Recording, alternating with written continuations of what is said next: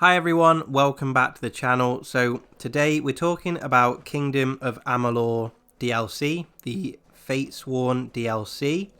Now I know that a lot of people probably won't have heard of the game still, so we're going to have a bit of a refresh over the main game and then we'll start talking about the DLC.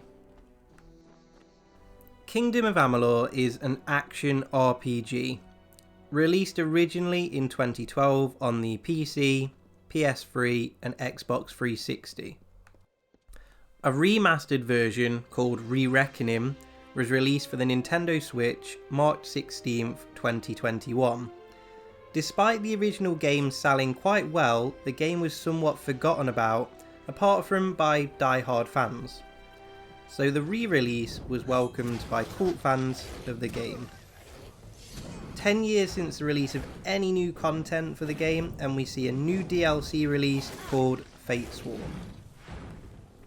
Okay, let's move on then to the DLC Fatesworn. So a few spoilers if you haven't finished the main story. The Order of Fate Weavers reveals that the Fateless One's actions have damaged the Fate Weave and allowed the Chaos God, Telogrus, I think I'm pronouncing that right, to begin attacking the Phalans. The Fateless One must take on Telogrus and try to repair the Fate Weave. Moving on then to the gameplay. So it does play similar to the standard game. One thing to note is the level cap has increased though from 40 to 50. When you first land, you'll notice that your weapons may now have little to no effect on enemies. Do your best to basically get to the first town, or start to find all of those hidden loot piles and upgrade your weapons and armor before you move too far into the game. Just to go over a bit of the control mechanics and a little bit more detail of the gameplay mechanics. So you have your primary weapon and your secondary weapon. They can both be pretty powerful. And then you also have your magic attacks as well. So if you press down with ZR, that will bring up your little magic menu. And you can have, I believe, up to 8 magic attacks. And then you can also fit various stones to your armor depending on what slots your armor has. And your weapons, depending on the type of weapon, will also have possible upgrade slots as well. Some do, some don't. You also have your block using your shield, and that can block various things depending on the type of shield. Some are better against magic, some are better against poison and various other things. And then you also have B, which is your dodge button. I've upgraded mine so I get this like special dodge which allows me to dash off very quickly, and I can move through enemies as well. After a few hours of main story quests, you'll come across chaos enemies. So you need to take out their shield and you'll need a chaos weapon to do this.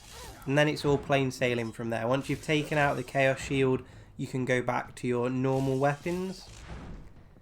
Now you're looking at anywhere from 6 to 15 hours of added gameplay for this DLC. It just depends how many side quests you want to do. Moving on then to the bugs and the faults. So I can understand why this game was delayed on the Switch, and it does have some issues with the frame rates. During combat, multiple enemies and weapons in use, it runs fine.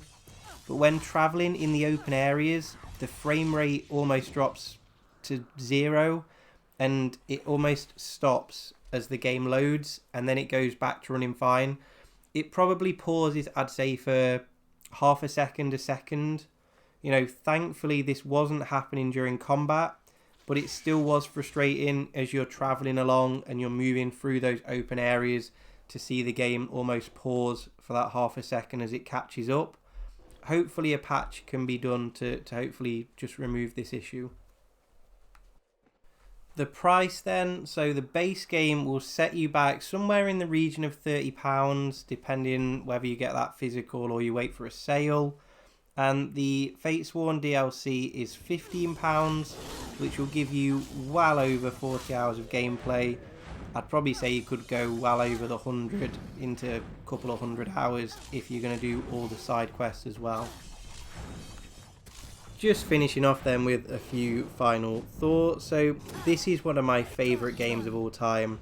So to have a new story after 10 years was it was awesome for me.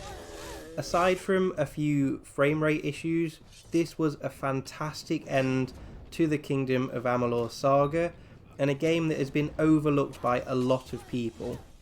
I can't recommend this action RPG enough. For anyone who's completed the base game, then it is definitely time for a few more hours of gameplay. Thank you so much for watching. If you're new, hit subscribe. Leave a comment below of any action RPGs you think I should check out, because I absolutely love the genre.